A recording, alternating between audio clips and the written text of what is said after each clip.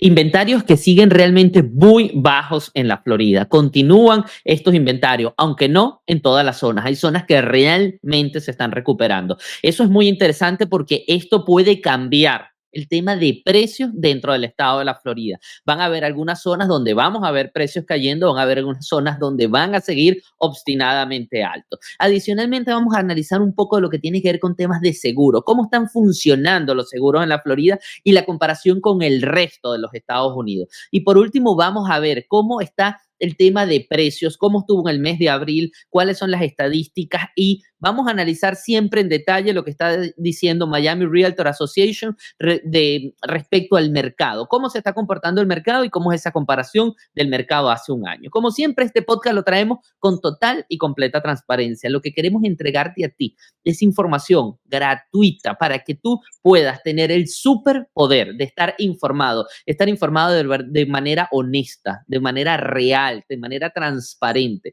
para que tomes las mejores decisiones y decisiones exitosas en el mundo del real estate. Como siempre, mi persona, Gabriel Peroso, estoy acompañado con mi amiga y socia Yenixa Molina, para mí es un placer estar con ustedes hoy. Jenny. Entremos a ver qué está sucediendo en el estado de Florida. Hay el tema de inventarios, que es una de las cosas que ha cambiado la dinámica de lo que tiene que ver el real estate. Los inventarios ahora están muy diversos. En algún momento y después de la pandemia, los inventarios se vinieron a mínimos históricos en toda la Florida. Pero resulta que esto ha venido cambiando y queremos mostrarle estas estadísticas exactamente de cómo está funcionando. Vamos a ponerlo un poco más grande para que se vea mejor.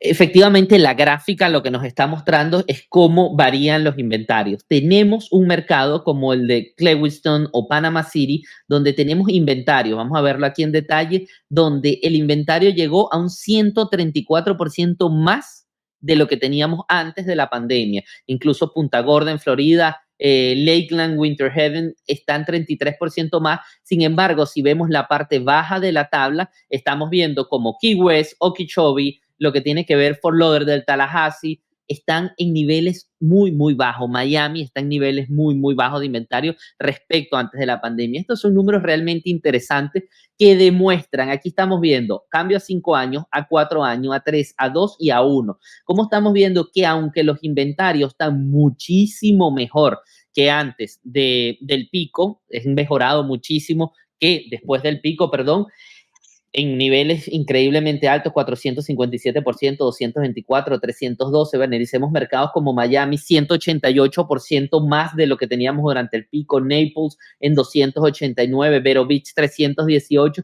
Sin embargo, estos mercados no terminan de recuperarse, pero tenemos muchos mercados que ya se están recuperando. Incluso temas interesantes que tenemos que ver aquí: Ocala con 18% más, Orlando y Kissimmee con un menos 3% más, una zona grande, una zona muy demandada, ya está llegando a los niveles prepandémicos. Esto es interesante desde el punto de vista de que en estos mercados van a empezar a entrar mucho más inventario de lo que había antes de la pandemia, lo que puede empezar a influir en precio o puede empezar a influir en temas de negociación, donde lleguemos a mercados equilibrados. Sin embargo, no lo vemos hacia el sur de la Florida, donde los mercados están muy bajos.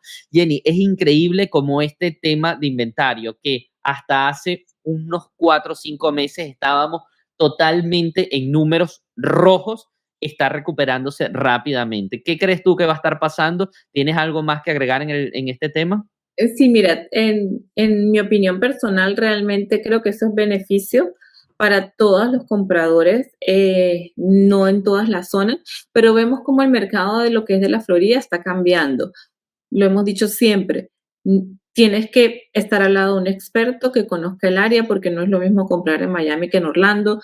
En varios podcasts de productos hemos dicho que nosotros recomendamos ir por debajo del precio en Orlando. Se puede hacer porque ya hay inventario y hay muchos micromercados en mercado, inclusive hay exceso de inventario, lo que te permite negociar. Pero no es lo mismo comprar en Orlando una casa que comprar en Miami una casa. Entonces, tienes que estar de la mano de un experto. Agregando a lo que es el inventario del sur de la Florida, hay un artículo de South Florida Agent Magazine y habla que Miami está de número 4 como donde surgieron más nuevos listings en lo que es Estados Unidos, y el número 3 en incremento de inventario. Eso se hace año a año, estos números, y les traigo la tabla. Quien provee la información RIMAX y fue reportado en el anual, en el reporte nacional que ellos hacen. ¿Qué dicen? Nosotros, Miami, estamos con 12.540 listings. Hace un año teníamos 9.555. Esto quiere decir un incremento de un 30%. Y en cuanto a lo que es el inventario, tenemos 4.1 meses de inventario. Aquí me están mezclando single family y condominios. Hace un año teníamos 2.5% meses de inventario. Tenemos 64.7% más. Discúlpenme, 2.5 meses más de inventario, yo dije por ciento. ¿Qué me dicen estos números? Estos números dicen que, como lo acabó de demostrar Gabriel en su gráfica, que sí, los inventarios están subiendo, inclusive en Miami, pero aún no tenemos los números en el que me lleva un mercado equilibrado. Usualmente nosotros antes de la pandemia teníamos alrededor de 20.000 listings y ese sería el mercado equilibrado, diríamos nosotros. Si segregamos condominios y casas, pudiésemos hacer un mejor análisis para ti. Si quieres comprar casa, si quieres comprar condominio, contáctanos si tú quieres saber cuál sería la estrategia correcta y el inventario que tienes en el mercado que tú estás buscando. No sé si tienes alguna pregunta en referencia a esto, Gabriel.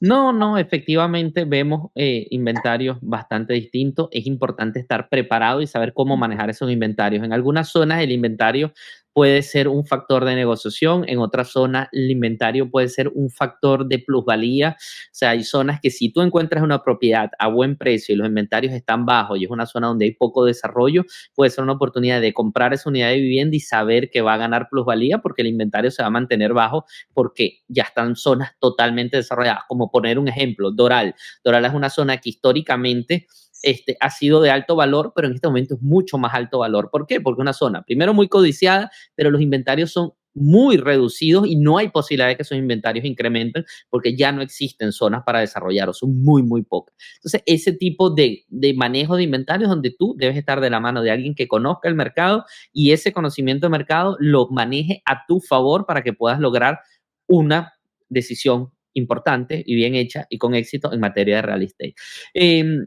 Les quiero traer lo que es el Miami Market Focus Report, que es el reporte que saca todos los meses la Asociación de Realtors de Miami. Y en cuanto a Jenny, vamos a ver, como todos los meses, cómo está funcionando el mercado y cuáles son los números que ellos nos están demostrando. Nos está diciendo aquí Miami Focus Report que tenemos para Miami, vamos a ver, el total de ventas subió un 5.4% respecto al año pasado, total en single family subió un 6.5%, townhouse 4.5%, lo que quiere decir que en todas las materias estamos vendiendo más de lo que, en todos los tipos de propiedad estamos vendiendo más que lo que estábamos vendiendo hace un año, eso es importante. El single family en volumen de dólares está en un 30% más, lo que quiere decir que los precios siguen subiendo. Lo que tiene que ver con townhouse, 27.5% más, perdón. En los listing activos, 40% más. Esto es bien interesante, Jenny, porque estamos viendo lo que veíamos, un mercado que viene recuperándose, pero todavía estamos muy por debajo de los niveles prepandémicos. Adicionalmente, aquí, single family, 4.4 meses de inventario, mercado de vendedores, 8.3 en condo. Esto sigue subiendo, es un mercado balanceado, Jenny, pero seguimos viendo que el mercado de condominios, por todas las regulaciones que hemos tenido, sigue aumentando y es complicado de cierta manera que los primeros compradores puedan calificar para condominios, lo que está haciendo que exista más inventario. Adicionalmente tenemos los single family incrementando en precio un 9% en el condado de Miami-Dade. Los townhouse 7%, con todo y la cantidad de inventario siguen subiendo los precios, y los short sales o los REO que están en apenas un 0.9% de todas las ventas cerradas, o sea, quiere decir que nadie está perdiendo sus casas por no poderlas pagar al banco. Eso, en resumen, Jenny, es lo que tiene el Miami Focus Report para este mes. Algo que no está cambiando, estamos viendo que sigue la misma dinámica. ¿Cuál es la dinámica? Ventas subiendo, inventario subiendo, precios subiendo. Básicamente siguen subiendo todos los rubros dentro de Miami-Dade, un sur de la Florida que se está de cierta manera haciendo más costoso para muchos, pero aquellos que tienen propiedad se les está generando mucha más plusvalía. Por eso es importante prepararte y comprar, porque todas aquellas personas que compraron antes de la pandemia o durante la pandemia siguen viendo plusvalía en todas sus viviendas. Tú tienes algo que nos viene a ampliar justamente este reporte, Jenny. Sí, hay varios comentarios del artículo que quisiera traérselos. Número uno, ¿cuál es la razón por la cual nuestros precios no paran de subir? Están subiendo en un porcentaje inferior, pero igual siguen subiendo.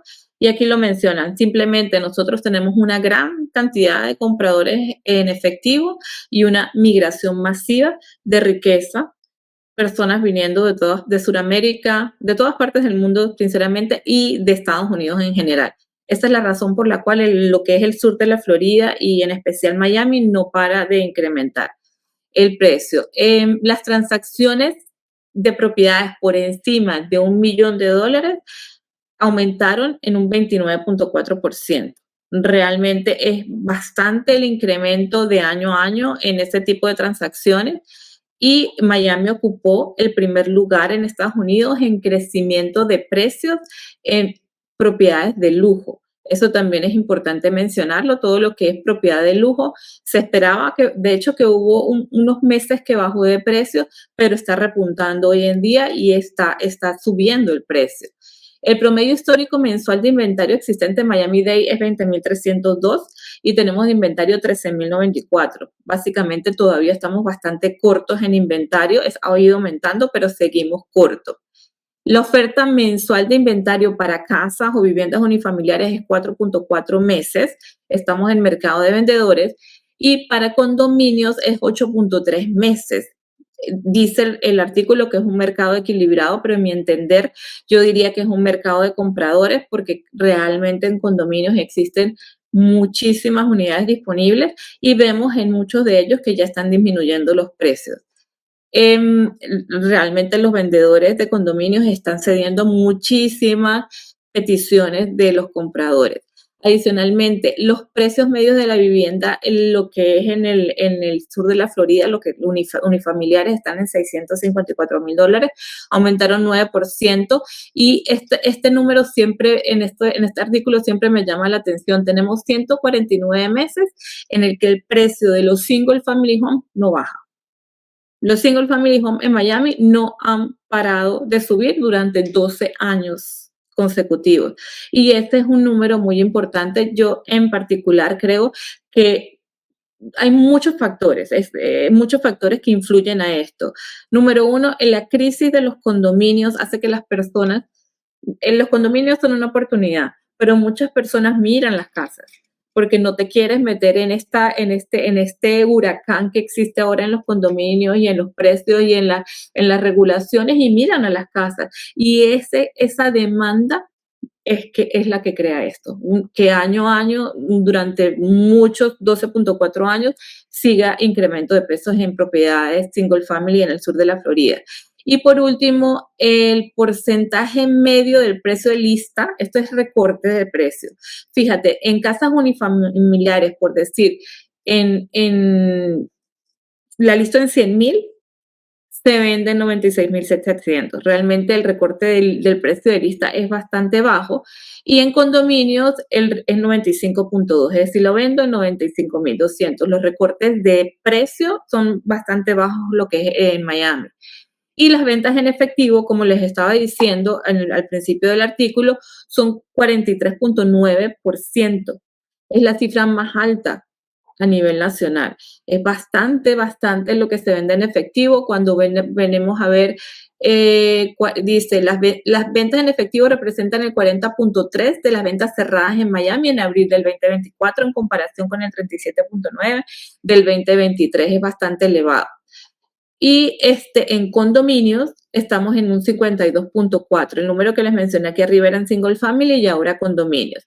Básicamente estos son los números que pude sacar del artículo que no están en el video y me parecen muy importantes para que los conozcan.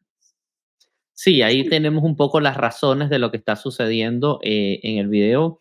Se muestra el resumen, pero esos números, Jenny, sobre todo de la cantidad de riqueza trasladada al sur de la Florida, es increíble. La cantidad de nuevos proyectos que están en lanzamiento en las zonas de Edgewater, Downtown, Brickell, es increíble y todo ese es dinero que se está agregando, primero en la construcción y segundo en luego que eso sea habitado, cómo va a ser y cómo se va a manejar la economía. Definitivamente Miami se está transformando en una metrópolis y esto es algo que la gente, en mi entender, Jenny, no sé cuál será tu opinión, pero la gente como que está no queriendo entenderlo o negándose a que esto se suceda, sobre todo los que viven en Miami, de decir es que todo está muy caro, es que esto es imposible, así no se puede vivir más. Lamentablemente para algunos y favorablemente para otros, eso es lo que sucede cuando una ciudad se transforma en una metrópolis como New York, como puede ser California, como puede ser París, como puede ser Hong Kong, como puede ser Miami. O sea, viene lo bueno, que es la bonanza económica, donde fluye mucho dinero, pero también viene lo malo. Hay unos costos de vida muy altos asociados, hay una cantidad de servicios asociados que no todo el mundo puede pagar, hay una cantidad de impuestos asociados que son difíciles de pagar. Pero en mi criterio, esa metamorfosis que viene sucediendo en Miami en los últimos, yo creo que 5 años que se ha acelerado, porque realmente se aceleró mucho más después de la pandemia, pero estamos viendo, por ponerle un ejemplo, hoy en día estamos viendo proyectos como, esta semana se anunció que venía un ferrocarril entre el aeropuerto de un monorriel entre el aeropuerto de Fort Lauderdale y el puerto de crucero. ¿Por qué? Porque resulta que el tráfico que existe entre el aeropuerto y el puerto de crucero es tan alto hoy en día que para manejarlo en carros, ellos prevén que en los próximos 5 años va a ser realmente un colapso para el aeropuerto y no puedes manejar tanta cantidad de usuarios en carros particulares o en buses como se maneja hoy en día. Hay que tener una vía de transporte expreso. Eso ya viene para el 2030. Cuando empezamos a ver que todo lo que se hace es a 10, a 15, a 20 años, estamos viendo una ciudad que realmente se está transformando. Aquí no se están tomando decisiones pensando en el problema puntual de los próximos 2 o 3 años. Todo se está tomando en función a 10, 15, 20 o 30 años. Lo que quiere decir que es una metrópolis en crecimiento y en formación. No sé si tú tienes la misma opinión, Jenny, cómo tú lo percibes en el mundo inmobiliario. ¿Realmente el mundo inmobiliario tú crees que lo está tomando como algo positivo o realmente diciendo esto es invivible, vamos a tener que buscar soluciones para salir de la ciudad? Las dos cosas, Gabriel. O sea, realmente yo trato de explicárselo a las personas que vienen a nosotros y decir que Miami se va a convertir en lo que es Nueva York. Hoy en día yo lo comparo mucho con Nueva York porque sabemos que Nueva York tenía sus alrededores que no eran muy buenos y que luego con el tiempo hoy tienen propiedades que cuestan millones. Igual va a pasar en Miami. Igual va a pasar en Miami, o sea, Downtown y Brickell van a crecer considerablemente y todos los alrededores también. Y eso es, desde todo punto de vista, la densidad de población va a crecer, los costos de vida van a crecer y el valor de la vivienda va a crecer. Entonces, nosotros en el podcast de ayer hablamos de lo que es el crecimiento de los precios en 4 y 5 años, pero cuando nosotros en nuestros análisis nos ponemos a ver las plusvalías de los últimos 24 años de diferentes códigos postales de Miami y notamos que si las anualizamos llegamos a plusvalías de 14, 15, 18% y las proyectamos en el futuro siendo conservadores, realmente vemos que las viviendas sencillas, apartamentos van a llegar a costar millones. Entonces realmente Miami se va a convertir en Nueva York en mi experiencia. Personas lo creen, personas no lo creen y tú sabes, el tiempo pasará y veremos qué es lo que sucede, pero yo creo que la inyección de dinero en infraestructura, la cantidad de dinero que llega diariamente en estos compradores internacionales, las empresas, la fuerza laboral, todo lo que está sucediendo en la ciudad como tal, nos lleva a que ese es el lineamiento.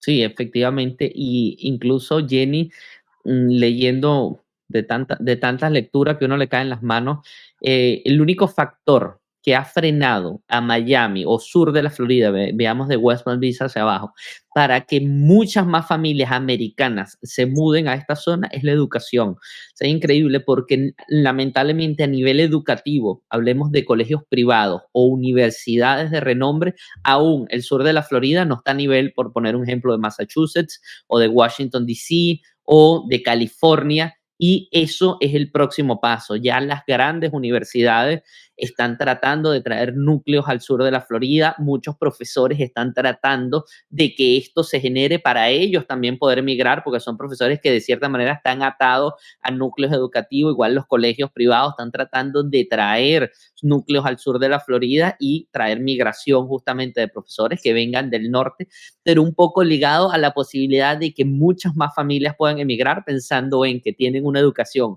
al mismo nivel en Miami o en sur de la Florida, hablemos de West Palm Beach, Boca Raton, que lo que tienen en Massachusetts o en Washington o Baltimore Claro. o California. O sea, un poco ese es el único eslabón que muchos ven como el impedimento para que el sur de la Florida se desarrolle aún más rápido. Ya vienen las iniciativas, quizás en 5 o 10 años ya vamos a ver niveles educativos tan altos en colegios privados y universidades como los que hay en el norte de los Estados Unidos. Claro, totalmente cierto. Sin embargo, quiero agregar que la educación, yo soy, tú sabes que la educación en el sur de la Florida es buena, ha mejorado muchísimo en los últimos años y las universidades y los colegios aquí han hecho mucho para crecer y mejorar su educación. Que existen otras universidades que están mejor ranqueadas a nivel nacional, que probablemente se vengan a poner sedes aquí en el sur de la Florida. Eso es maravilloso, lo cual nos agrega una universidad, una educación que esté mejor ranqueada a nivel nacional, pero hay que hacer notar que aquí tenemos muchas muy buenas.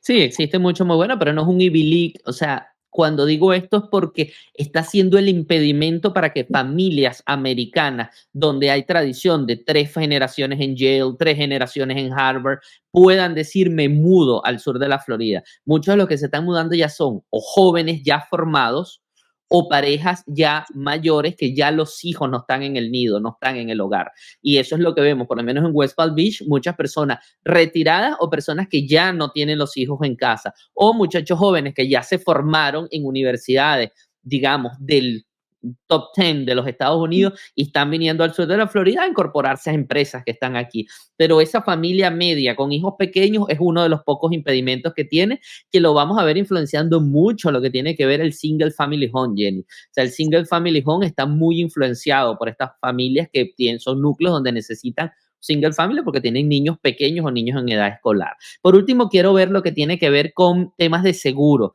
súper importante y en la palestra, Jenny, del tema de seguro. Y dentro de todo, buenas noticias a nivel de seguros, quizás no lo estamos viendo ahorita para los que somos propietarios de vivienda, cómo está funcionando el tema de seguro. Este es un artículo que viene de Wall Street Journal muy denso. Básicamente lo que le saco de aquí es el mapa que indica cómo han sido el aumento de tarifas de seguro solicitados a enero del 2023, desde enero del 2023. Desde enero del 2023, Florida está entre un 10 a un 15% en el aumento. ¿Cuál es la buena noticia? Que si vemos el resto de los estados de Estados Unidos, la gran mayoría está teniendo aumentos de seguros bastante más altos. ¿Qué está pasando en Florida? Ya hubo un aumento importante en el 2022, pero el aumento no sigue. El aumento se ha detenido de cierta manera. Hay factores que están influenciando, como leyes que se han aprobado en el estado y la cantidad de fraudes que habían ya han disminuido a niveles realmente importantes que han hecho que las aseguradoras puedan seguir entrando al mercado. Aquí sería bueno, Jenny, que tú agregues justamente lo que está hablando de cómo se están comportando las aseguradoras dentro de la Florida.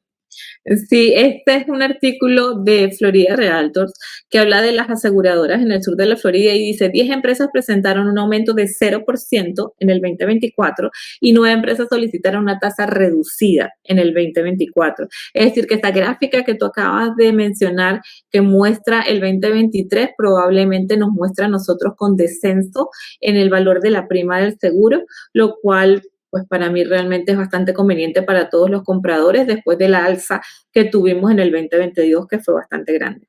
Sí, aquí los factores, básicamente resumiendo, Jenny, que tienen que ver con esas 10 empresas, pongámoslo otra vez en pantalla, esas 10 empresas que dijeron que no iban a subir sus primas y las 9 empresas que las quieren reducir.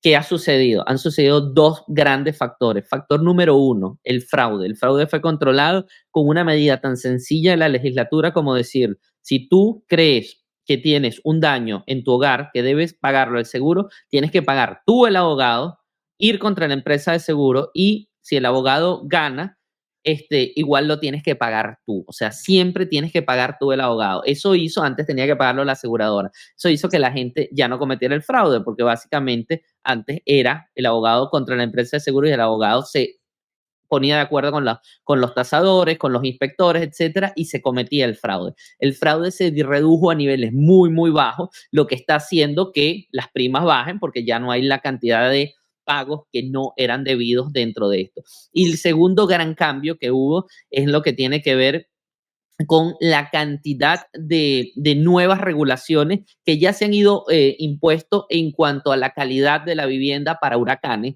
la cantidad de viviendas que ya están preparadas bajo código para huracanes, todo lo que tiene que ver con condominios, que ha afectado mucho el tema de las aseguradoras en cuanto a las nuevas regulaciones de condominios, para que los condominios hagan sus reparaciones a tiempo, para que los condominios estén al día, para que los condominios tengan reserva, ha hecho que las aseguradoras también tengan mucho menos riesgos que asegurar. Cuando tú estás asegurando un edificio que tiene 40 años y no ha hecho las reparaciones debidas, es un riesgo más alto para el seguro. Hoy en día se está obligando a los edificios que estén al día, lo que se traduce en que la aseguradora tiene menos riesgo, y al tener menos riesgo es menor la prima que se traduce. Lo vamos a ver realmente en el 2025, todos estos efectos, pero dentro de todo es un alivio y una buena noticia para todas aquellas personas que han estado atormentadas como propietario de vivienda con esos altos, pero altas primas que se están pagando en materia de seguro.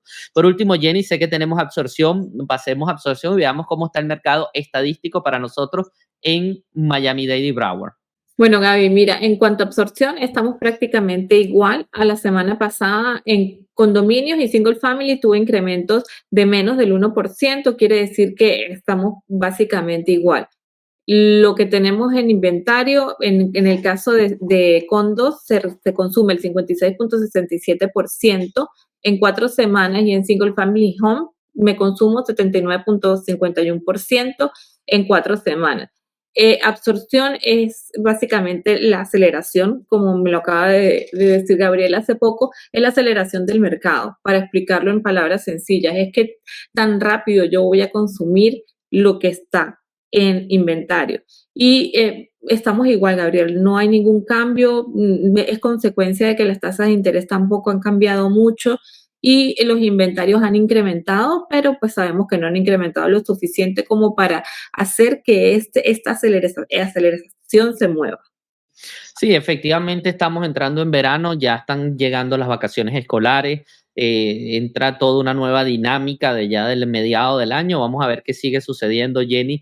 Luego del Memorial Weekend viene el fin de año, un año electoral que puede ser complicado desde el punto de vista de inventarios, desde el punto de vista de precios. Muchos factores están ahí pendiendo de distintas dinámicas de la economía, pero en general tienes que prepararte. Aquí la clave es estar preparado. Aquí la clave es estar asesorado, usar esta información a tu favor. Mientras tú uses esta información a tu favor, va a ser mucha la diferencia que tú vas a lograr de tener una operación simplemente de comprar un bien inmueble o realmente hacer un buen negocio inmobiliario. ¿Algunas palabras de cierre, Jenny? Como siempre, Gabriel, contáctenos. Realmente es sencillo comunicarse con nosotros, estamos a un clic de distancia y nuestro objetivo es darle la información para que usted tome la mejor decisión para usted y para su familia. Invertir en real estate es bueno, realmente te da la ventaja de vivir bajo tu propio techo, adicionalmente que te ayuda a crear patrimonio. Si tú quieres saber el área donde estás, cuál es la proyección, cómo está el mercado en el área donde tú quieres comprar, simplemente contáctenos, es sencillo, un solo clic aquí abajo.